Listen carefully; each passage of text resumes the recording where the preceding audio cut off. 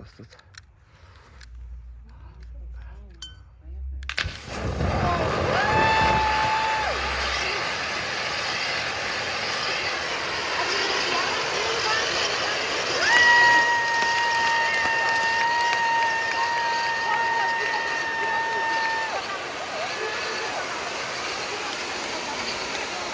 Хорошо, да.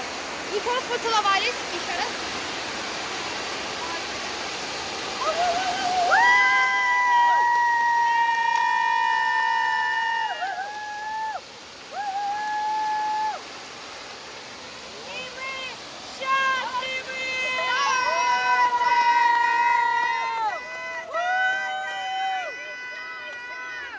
Жених и невеста оделись.